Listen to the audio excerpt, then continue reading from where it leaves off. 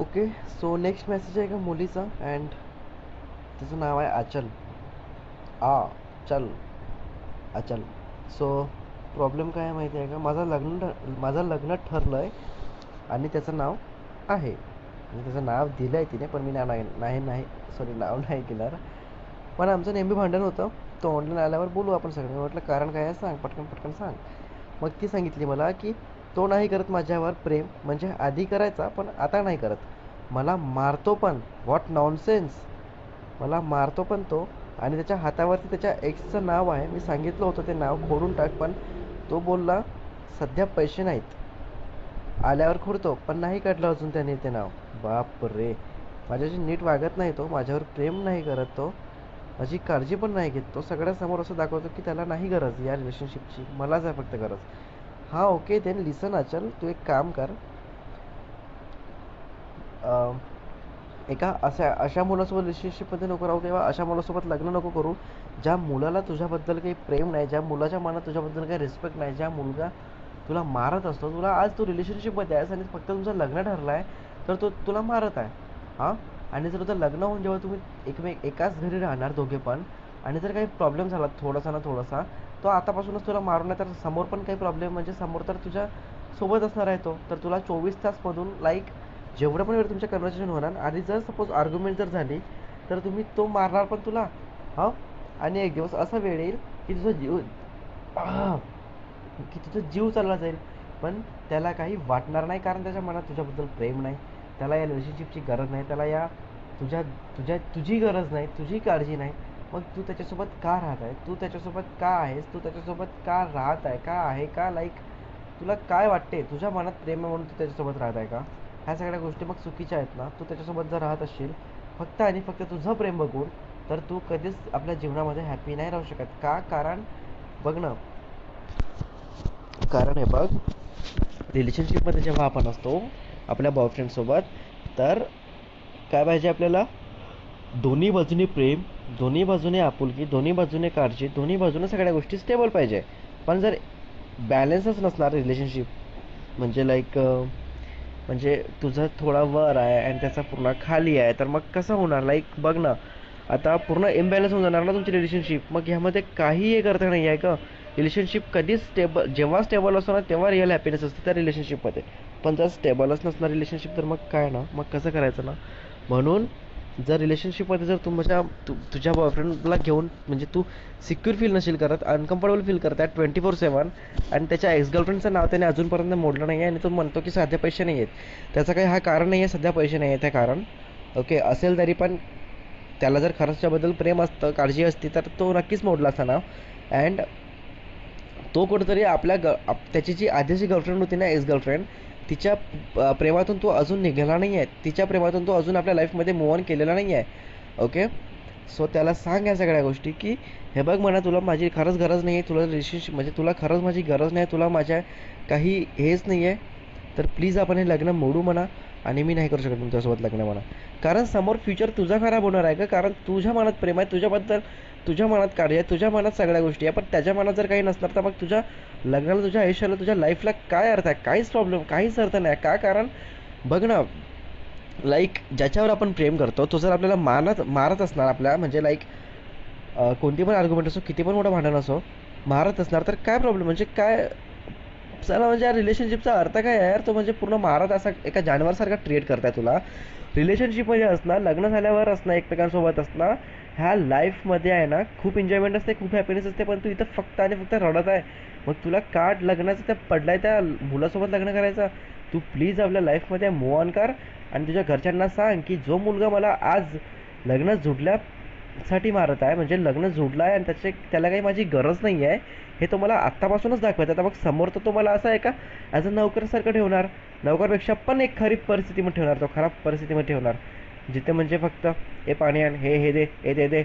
मग तिथं पण जर काही चुकलं त्या कामामध्ये तरी तो मग तुला पटकन येऊन मारायला लागणार. मग काय अर्थ आहे या फालतूच्या तुझ्या लाईफला? या काय अर्थ आहे? म्हणजे तू सिंगल राहा, हॅपी राहशील. ट्रस्ट मी, सिंगल राहा, हॅपी राहशील. नाही तर मग दुसरं लग्न कर, दुसरं हे कर. बट जर प्रेम असेल त्याच्यावर, तर मग आधी स्वतःच्या लाईफमध्ये मूव ऑन कर, देन दुसरं लग्न आणि दुसऱ्या बॉयफ्रेंडबद्दल विचार कर. ओके. सो प्लीज विचार कर ह्याबद्दल जे मी तुला बोललो आता. असं नको म्हणू की लग्न जुडलंय मी आता असं लग्न कसं तोडू. हे बघ, तू आत्ता जर डिसिजन नाही घेणार ना, हां, म्हणजे तू आत्ता जर लोकांच्या किंवा स्वतःच्या फॅमिलीचं किंवा मग स्वतःच्या रिस्पेक्टबद्दल जर तू विचार नसशील म्हणजे करत असशील की लाईक हे लोक काय बोलतील मला, ते लोक काय बोलतील मला, समाज काय बोलणार मला, माझ्या घरच्यांना कोण किती काय बोलणार, माझे रिलेटिव्ह काय मला बोलणार, तर आहे ना, तू समोरचा फ्युचर आपला विसरून जा की त्याच्यामध्ये कधी हॅपी राहू शकशील. बिकॉज तुझा जो बॉयफ्रेंड आहे तो कधीच आपल्या एक्स गर्लफ्रेंडला विसरला नाही आहे. तो अजून आपल्या एक्स गर्लफ्रेंडच्या प्रेमातच आहे. तिच्याच कोणत्या ना कोणत्या तरी आठवणीमध्ये तो जगत आहे. तुझ्यासोबत फक्त आणि फक्त एक हॅबिट, एक सवय, एक बोलण्यासाठी एक टाइमपास गर्ल म्हणून तुझ्यासोबत राहत आहे आणि राहत आहे. That's it. त्याला काही काळजीच नाही आहे तुझी, त्याला काही वाटतच नाही आहे तुझ्याबद्दल. तर मग तू त्याच्यासोबत रिलेशनशिपमध्ये का आहेस, त्याच्यासोबत तू लग्न का करत आहेस? हां, मला हे नाही समजत आहे. सो प्लीज त्याला सोड आणि आपल्या लाईफमध्ये मूव ऑन कर. आणि लग्न व्हायचं आहे ते तोड. का? कारण त्याच्या मनात तुझ्याबद्दल फिलिंग्स नाही, रिस्पेक्ट नाही, तर तो तुला कधी खुश नाही ठेवू शकणार आहे. बिकॉज तो तुला मारतो असा जानवरसारखा. मग ह्यात कधी खुश राहशील का तू? तुझी लाईफ काय आहे? म्हणजे समोरचा फ्युचरचा विचार कर ना काहीतरी थोडंसं तरी. आणि ह्याच सगळ्या जर गोष्टी तुझ्या फॅमिलीला सांगशील ना, ट्रस्ट मी, तुझं लग्न स्वतः तोडतील. तुला सांगायची पण गरज नाही पडणार का. Okay, take care. So hi, hello everyone. हा मेसेज आहे एका मुलीचा आहे अँड बापरे, खूप म्हणजे खूप सिरियस प्रॉब्लेम आहे हा. सो मुलीचं नाव सांगू का? सांगू कसं तुम्हाला? सोनाली. सो मुलीचं नाव सोनाली आहे अँड हां, प्रॉब्लेम हा आहे. प्रॉब्लेम जस्ट काहीच ना, म्हणजे लाईक 2 इयर्सपासून हे दोघं पण रिलेशनशिपमध्ये आहे. ती 19ची आहे, तो पण 19चा आहे. दोघांमध्ये 7 ते 8 महिन्याचा एज डिफरन्स आहे. ओके. अँड कास्ट डिफरंट आहे. ओके. सो दोघांच्या पण घरून कास्ट डिफरंट असून सुद्धा दोघांच्या पण घरून परमिशन आहे. ती मुलगी घरी सांगते तर तिच्या घरचे तिला सिरियसली घेतच नाही.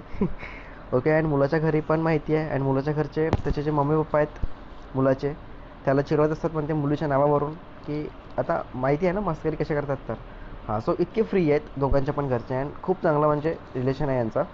बट सडनली काही दिवसापासून, म्हणजे 15 दिवसापासून तो मुलगा तिला मेसेज केला आहे की तू प्लीज हर्ट नको हो, म्हणजे मला तुला काहीतरी सांगायचं आहे अँड माझ्या मनात तुझ्याबद्दल फिलिंग्स नाही आहेत, म्हणजे कशाबद्दलच काहीच नाही आहे माझ्या मनात, मला काही समजत नाही आहे, असं म्हणून तिला मेसेज केला. अँड तेव्हापासून तो पूर्णपणे या मुलीला इग्नोर करत आहे अँड जस्ट इग्नोर करत आहे. ना बोलत आहे, ना काही ना नथिंग. व्हॅलेंटाईन डेला या मुलीने त्याला कॉल्स केले 55. अँड देन नाही, व्हॅलेंटाईन डेला पण तो नाही बोलला याच्याशी. अँड नंतर मग या मुलीने त्याला कॉल्स केला 55. मग ते 55 मिस कॉल बघून त्या मुलीला कॉल बॅक केला अँड काय बोलला, एक मिनिट हां. कुठं गेला अरे, माय गॉड, खूप मोठा मेसेज आहे. ओके. सो मग तेव्हा पण तो थोडा रागात बोलला अँड देन नंतर मग पुन्हा तसंच.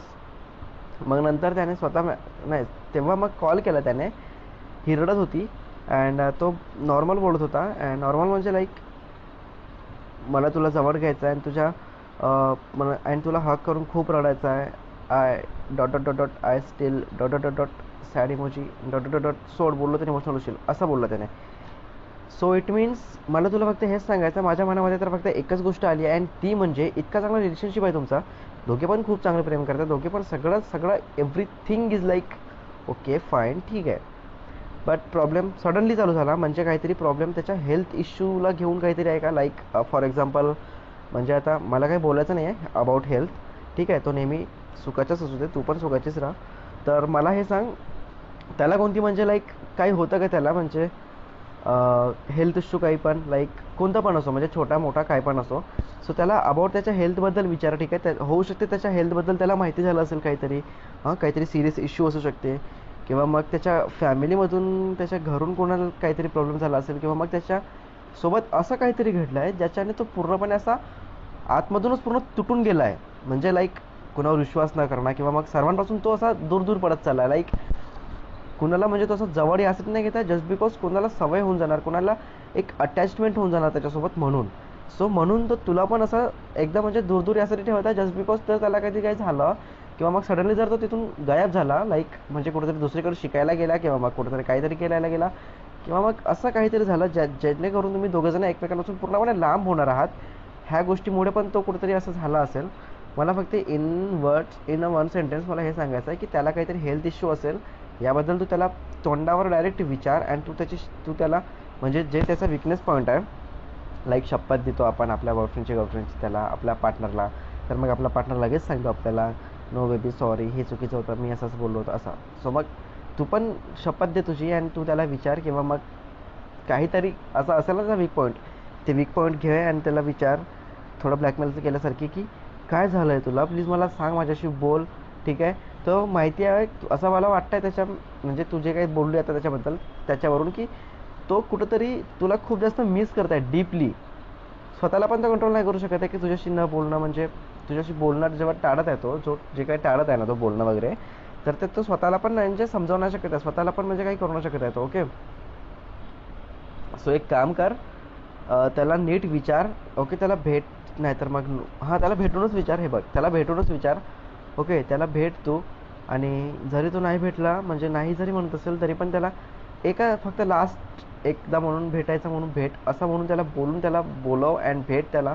आणि विचार की काय झालं आहे तुला, काय प्रॉब्लेम आहे तुला, तुझ्या हेल्थला घेऊन काही इश्यू आहे का, तुला काही झालं आहे का, तुझ्या हेल्थला काही प्रॉब्लेम आहे का, किंवा मग तुला काय झालं आहे का, तुझ्या मनात डोक्यात कोणतं काही टेन्शन आहे का, मला सांग, माझ्याशी बोल, शेअर कर. आपण काढू कोणती पण गोष्ट असेल, किती पण मोठा जरी प्रॉब्लेम असेल तरी आपण नीट त्याचं म्हणजे त्याला सॉर्ट आउट करू. आपण इतक्या दिवस रिलेशनशिपमध्ये होतो, मग सगळ्या गोष्टी नॉर्मल आहेत. बघ ना, तुझी पण आपली कास्ट डिफरंट असूनसुद्धा आपल्या घरच्या किती फ्री आहेत ना.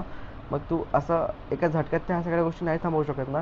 तुला माहिती आहे ना, लोकांच्या रिलेशनशिपमध्ये बघ ना, एज सेम, सॉरी एज नाही, कास्ट सेम असूनसुद्धा पण किती प्रॉब्लेम असतात ना. मग आपल्या घरी तर कास्ट डिफरंट आहे आपल्याकडे, तरी पण आपण किती म्हणजे छान राहत आहोत एकमेकांसोबत अँड ऑल आर, किती प्रेम आहे आपला एकमेकांसोबत, एकमेकांना आपण किती प्रेम करतो ना. सगळ्या गोष्टी किती छान आपण म्हणजे मुमेंट्स आपण सगळ्या लाईक एकमेकांसोबत शेअर करून किती हॅप्पी होतो ना. मग सडनली काय झालं आहे तुला, तू असं का बोलतो, मला तुझ्या मनातलं सांग ना.